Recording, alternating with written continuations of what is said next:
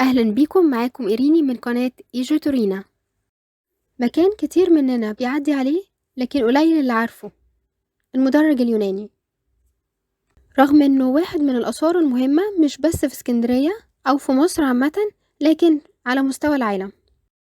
التسمية القديمة للمكان ده كان اسمها كوم الدكة، وده كان عبارة عن تل كبير من التراب ده اتجمع نتيجة حفر ترعة المحمودية أيام محمد علي. وفي رأي تاني بيقول إن المكان ده كان مخصص لقلعة كوم الدكة، ودي كانت من أيام المماليك، ومحمد علي لما جه استخدم الدهاليز والسراديب كمخزن للبارود. وبعد كده سنة 1939 حصل انفجار لمخازن البارود، والمكان كله تحول لكوم تراب. في أوائل الستينات صدر قرار بإزالة الأتربة عن المكان عشان يبنوا مبنى حكومي. بعد كده وهما بيبنوا ظهرت أجزاء من المسرح الروماني وتوقفوا عن العمل نهائي، وبلغوا مصلحة الآثار، ومصلحة الآثار استعانت بالبعثة البولندية اللي كانت شغالة في مكان قريب من هنا للبحث عن مقبرة الإسكندر. وساعتها افتكروا ان المكان ده عبارة عن مدخل لمقبرة الإسكندر، والعالم كله اتكلم عن مصر في الوقت ده، وحصل نشاط في الحركة السياحية. مقبرة الإسكندر لسه ما تلاقيتش، لكن على أمل ان احنا نلاقيها في يوم وتبقى هنا في اسكندرية. وطبعا انا هعمل لكم حلقة مخصوص عن الإسكندر وتاريخ مدينة اسكندرية وتاريخ تأسيسها. المدرج اليوناني بيرجع لأوائل القرن الرابع الميلادي، وده اتلقى بالصدفة زي ما وضحت لكم في أول الفيديو. وحابة أقول لكم كمان إن معظم الاستكشافات هنا في اسكندرية اتلقت بالصدفة، وده اللي هنشوفه في موقع كوم الشقافة. فما تنسوش تشتركوا في القناة وتفعلوا الجرس علشان تشوفوا الفيديوهات اللي بتنزل أول بأول. المدرج ده بيعتبر من أهم الآثار اللي اتلقت مش بس في اسكندرية لكن في مصر عامة، لأن ده المدرج الوحيد اللي موجود في مصر.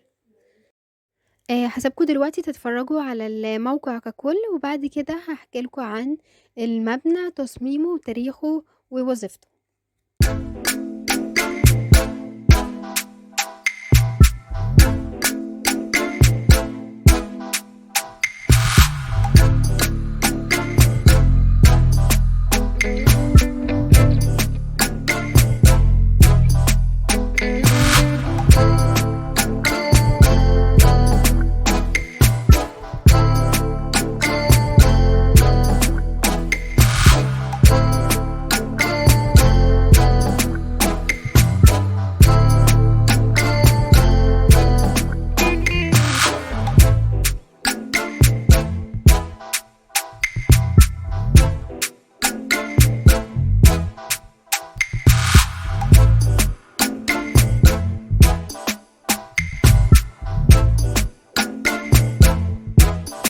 زي ما احنا شايفين الشكل اللي قدامنا اللي بيقال ان هو مسرح بياخد شكل حدوة الحصان، لكن عامة المسارح في العالم كله كانت بتاخد شكل نص دائري، علشان كده المسمى ان هو مسرح ده مش صحيح.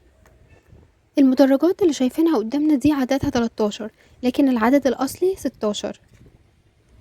فوق المدرجات دي بنلاقي بواقي الأعمدة، دي كانت بتستخدم لحمل القبة، وطبعا القبة كانت بتستخدم لتغطية المدرج ككل عشان تحمي الجالسين من أشعة الشمس والأمطار، لكن القبة سقطت بسبب زلزال حصل في القرن السادس. لما نيجي نبص على المدرجات هنلاقي حروف يونانية اللي هي ألفا بيتا جاما، الحروف دي بترقم بيها المقاعد، وفي عندنا مقاعد من غير أرقام، دي ممكن تكون اتضافت في عصور تانية. في كمان رأي بيقول إن السلالم اللي عندنا اللي على اليمين وعلى الشمال دول مضافين في أثناء توسيع المبنى. المدرج كله بيكفي تقريبا ل600 شخص. المدرجات مصنوعة من الرخام اللي جاي من إيطاليا، ما عدا أول درجة ده مصنوع من الجرانيت الوردي، لأن الجرانيت مادة صلبة وتقدر تتحمل الضغط فوقيها. المدرج مسنود ب2 جدار، الجدار الداخلي والخارجي زي ما احنا شايفين قدامنا. الجدار الخارجي متصل بالجدار الداخلي عن طريق الأكواس، والأكواس استخدمت عشان تربط الجدارين ببعض، وكمان من خلالهم تم ربط القبة اللي كانت بتغطي كل المدرج. وبنلاقي أبواب معينة ممكن تكون اتضافت لدخول شخصيات مهمة للمدرج في الوقت ده.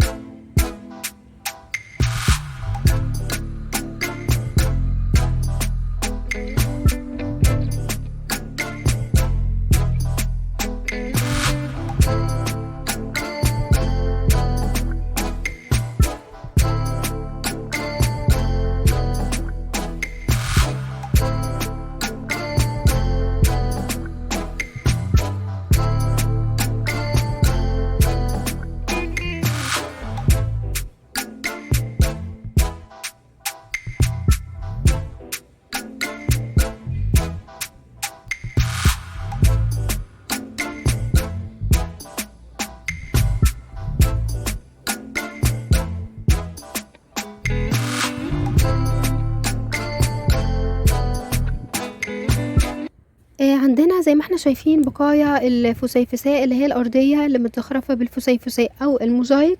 دي بيقال إن هي كانت الصالة اللي كانت بتستقبل الجماهير أو مكان لانتظار الجماهير قبل دخولهم للمدرج. عندنا كمان أقدم فسيفساء في اسكندرية موجودة هنا في الموقع في فيلا الطيور، ودي هكلمكم عنها في الحلقة الجاية. في عندنا الدعامتين اللي احنا شايفينهم كانوا بيحملوا تماثيل يقال ان هي للإمبراطور والإمبراطورة، واختلفت استخدامات المدرج على حسب كل عصر. في العصر الروماني كان بيستخدم كصالة لاستخدام الموسيقى، وفي العصر البيزنطي كان بيستخدم كمكان للاجتماعات الدينية، والدليل على ده وجود نقوش الصليب البيزنطي. وتم استخدام الصليب البيزنطي كشعار للدولة البيزنطية.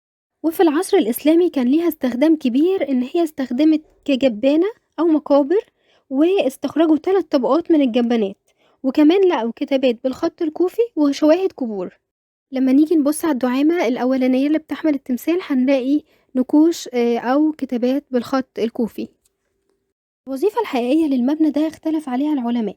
في رأي كان بيقول إن هي كانت بتستخدم زي حلبة القتال زي اللي موجودة في إيطاليا اللي هو الكولوسيوم، وده في الغالب رأي خطأ لأن مفيش مسافة كافية ما بين المشاهدين والمصارعين. لكن الرأي التاني كان بيقول إن هو كان مكان للتجمعات الدينية والسياسية، والدليل على ده وجود شعار للدولة البيزنطية في الوقت ده اللي هو الصليب البيزنطي. واختلفت الآراء عن وظيفة المبنى سواء كان كولوسيوم أو مكان للتجمعات الدينية أو إن هو مسرح، لحد ما جت سنة 2004 البعثة البولندية مع جامعة اسكندرية اكتشفوا قاعات الدراسة اللي موجودة جنب المسرح، ودي هكلمكم عنها في الحلقة الجاية. وبعديها اتغيرت الفكرة ان المكان ده كان بيستخدم مسرح لعرض المسرحيات، والنظرية الجديدة بيقال فيها ان المكان ده كان مخصص للقاعات والمحاضرات، وتم استخدامه احيانا كمسرح للاحتفالات.